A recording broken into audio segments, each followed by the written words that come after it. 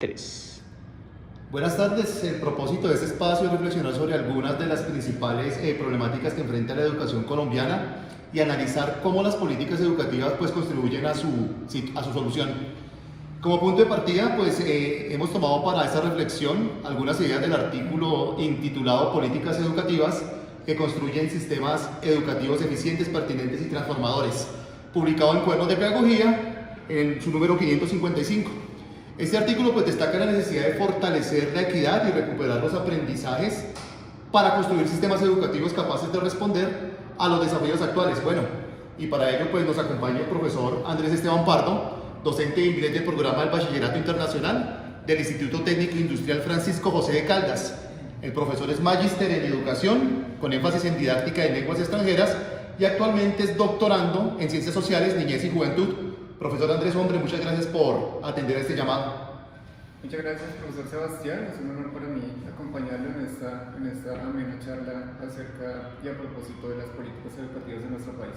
Andrés, estábamos discutiendo antes de comenzar esta entrevista que América Latina atraviesa por una crisis de aprendizaje bastante importante, toda vez que está agravada obviamente por las consecuencias de la pandemia del 2020, así como por las desigualdades educativas que han sido históricas.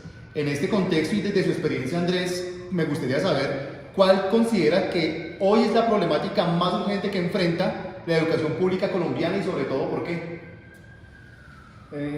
Para responder a esta pregunta, que de hecho ya es bastante compleja, hay que remitirnos al pasado, ¿no? Digamos que históricamente Colombia ha tenido algunos matices en cuanto a diferentes problemáticas, y entre ellos considero que los intereses no se tienen en cuenta cuando escuchamos a los estudiantes. Definitivamente las políticas están pensadas desde la parte adultocéntrico totalmente, y se desliga totalmente lo que el estudiante realmente necesita y quiere para su presente y para su futuro. Entonces, de cierta manera, todos los estamentos que rigen la política pública, desde primaria hasta la secundaria, inclusive en la universitaria, hay un montón de problemáticas que, digamos, no se desligan no solamente desde la pandemia, sino desde tiempo atrás. Entonces, definitivamente los intereses de los estudiantes no son tenidos en cuenta. Bien, me llama poderosamente la atención lo que Andrés propone, en el sentido que esta situación nos lleva directamente al contexto del instituto en el cual su merced y yo laboramos, que es el técnico industrial. En ese orden de ideas, ¿cómo se manifiestan estas problemáticas en nuestra institución y qué factores considera su merced que contribuyen a su permanencia? Aquí puedo traer a colación un autor importante, Hart.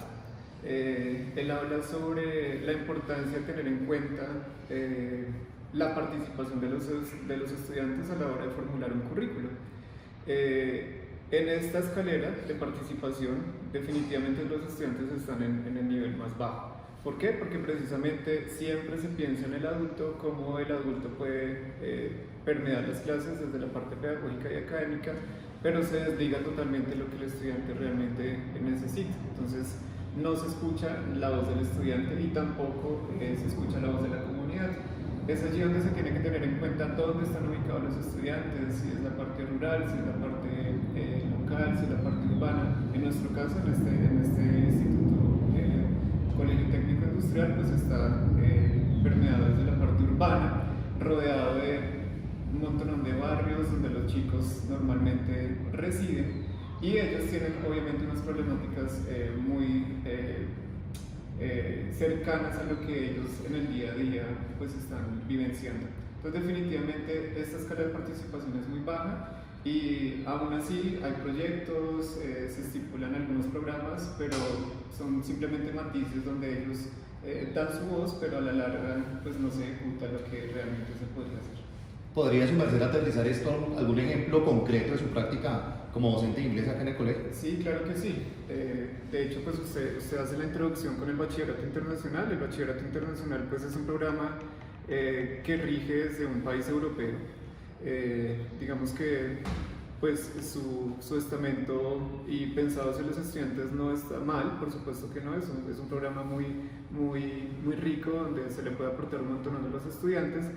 Pero la política pública de Bogotá lo adoptó teniendo en cuenta que la mayoría de colegios privados lo tienen ya desde tiempo atrás, y pues se hace el intento de lo que realmente se quiere llegar a hacer y los resultados que se quieren y se esperan de los estudiantes, pero a la larga y en la práctica del día a día pues es muy difícil, teniendo en cuenta los tiempos, teniendo en cuenta la logística, el mismo recurso humano. Se hace complejo y por supuesto pues el capital cultural de los estudiantes en muchas ocasiones no da para tener pues unos resultados óptimos. Y desde su perspectiva, Andrés, ¿cómo deberían definirse esas prioridades y quiénes deberían participar en tales decisiones? Bueno, nosotros como docentes digamos que no tenemos un alcance tan alto para tomar este tipo de decisiones. Lo que podríamos hacer por supuesto es ejecutar diferentes programas para simplemente aconsejar a los decisores de política pública, es decir, en nuestro caso la Secretaría de Educación de Bogotá. Eso lo podríamos hacer mediante escritos, proyectos, artículos, pero simplemente se quedaría en eso, en aconsejar o que pueda llegar realmente a quienes toman esa decisión política. Ya cuando esos decisores de política pública realmente entienden las necesidades locales, podríamos llegar pues, a alcanzar mejores resultados. Bien, en ese orden de ideas, pues como su inversión lo indica, surge la necesidad de recuperar unos aprendizajes, toda vez que se debe pues, hacer más tangible un apoyo sobre todo a los estudiantes más vulnerables. ¿Cuál de estas estrategias considera su merced que es más pertinente para nuestro contexto escolar acá? Bueno, es importante mencionar que normalmente en un aula de clases tenemos entre 29, 32, 35 estudiantes. Efectivamente, un buen porcentaje de ellos pues, están en condición vulnerable. Si vemos en la educación media, exclusivamente, pues los estudiantes en muy pocas ocasiones tienen como su proyecto de vida continuar la vida académica. Entonces sería ideal, desde mi punto de vista, poder llegar al punto de interés que ellos quieren para sus vidas. Es decir, realmente si quieren continuar la academia, realmente ellos ven como condición de vida continuar la parte laboral, quizás quieren salir del país. Entonces es necesario tener en cuenta lo que ellos quieren para sus vidas para poder tener, digamos, mejores resultados. Y cuando podamos entender eso desde la academia, desde la escuela, seguramente pues a futuro vamos a tener pues, éxito. ¿Qué transformaciones considera su merced que son indispensables para construir sistemas educativos realmente eficientes, pertinentes y sobre todo transformadores, Andrés? Bueno, me gusta esta pregunta porque me remito a varios autores, entre ellos una que es muy conocida llamada Martha Nussbaum. Ella habla sobre el enfoque de las capacidades. Considero que si tenemos en cuenta las capacidades que los estudiantes pueden desarrollar durante toda su vida escolar, inclusive desde niños, desde la primaria, estas capacidades se podrían potencializar.